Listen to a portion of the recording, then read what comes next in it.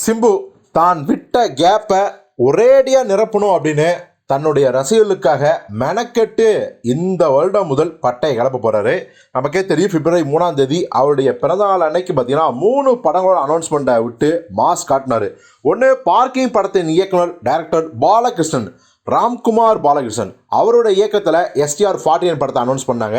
அதுக்கப்புறம் STR-50 தேசிங்கு பெரியசாமி இயக்கத்தில் அவர் நடிக்கிற அந்த பீரியட் படம் முழுக்க ஆக்ஷன் படம். இன்னொன்று STR-51 நம்ம டிராகன் அஸ்வத் மாரிமுத்து இயக்கத்தில் அவர் நடிக்க போகிற படம்.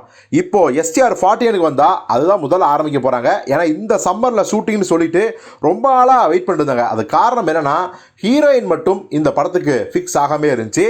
இப்போ டிராகன் படம் ரிலீஸ் ஆச்சு. கயாடு லோகர் தமிழ்நாடு தாண்டி மிகப்பெரிய ஒரு இம்பேக்டை ஏற்படுத்தினாங்க. அப்போ எல்லாருடைய கணிப்பாகவும் இருந்ததுன்னா, நிச்சயமாக கயாடு லோகரை அடுத்ததாக சிம்புவோ இல்லை தனுஷோ கண்டிப்பாக கமிட் பண்ணுவாங்க பாரு அப்படின்னு சொல்லிட்டு இருந்தாங்க. சொல்லி வச்ச மாதிரியே நம்ம சிம்பு அவர்கள் பார்த்தீங்கன்னா ஹீரோயினாக கமிட் பண்ணிட்டாரு.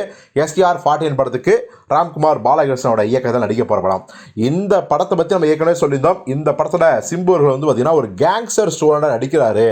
அந்த ஃபர்ஸ்ட் லுக் போஸ்டர்லேயே பார்த்தீங்கன்னா மோஸ்ட் வாண்டட் ஸ்டூடெண்ட் அப்படின்னு போட்டு ஒரு புக்கு கையில் வச்சிருந்தார் சிம்பு. அந்த புக்குக்குள்ளே ஒரு கத்தி இருந்துச்சு. ஸோ இதெல்லாம் வச்சு பார்க்கும்போது இது ஒரு அதிரடியான ஆக்ஷன் படம் அப்படிங்கிறத நம்மளால் புரிஞ்சுக்க முடியுது. ஸோ இந்த படத்துக்கு பலம் சேர்க்கிற மாதிரி நம்ம கயாடு லோகரும் சிம்புக்கு ஜோடியானதால் இந்த படத்துக்கான எதிர்பார்ப்பு இன்னும் பல மடங்கு அதிகமாக இருக்குது அப்படின்னு தான் சொல்லணும். ஸோ பொறுத்து பார்ப்போம். சிம்புக்கு ஜோடி அதுக்கு முன்னாடி நயன்தாரா, ஹன்சிகா மோத்வானி இது மாதிரியான பல முன்னணி ஹீரோயின்களாக நடித்தாங்க.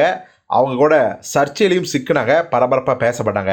ஸோ அந்த வரிசையில் கயாடு லோகரும் சிம்புடன் ஏதாவது சர்ச்சையில் மாட்டுவாங்களா, இல்லை லாபகமாக தப்பி அடுத்தடுத்து படங்களில் கமிட் பண்ணுவாங்களா, கமிட் ஆகாங்களா அப்படின்றத பொறுத்தது பார்ப்போம். எது எப்படியோ இந்த STR-49க்கு ஒரு விடிகாலம் பிறந்துருச்சு. ஹீரோயினுக்காக தான் ரொம்ப நாள் காத்திருந்தாங்க. இப்போது கயாடு லோகர் உள்ளே வந்துட்டாங்க. விரைவில் ஷூட்டிங் ஆரம்பிக்க போகிறாங்க. வேறு லெவலில் மாஸ் காட்ட போகிறாங்கன்னு நம்ம உறுதியாக நம்பலாம். தரமான டைரக்டரு. ஸோ STR-49 அடுத்ததாக ஷூட்டிங் எப்போ, என்னைக்கு, எந்த லொக்கேஷனில் அப்படிங்கிற அப்டேட்டை நம்ம விரைவில் பகிர்ந்து கொள்கிறோம்.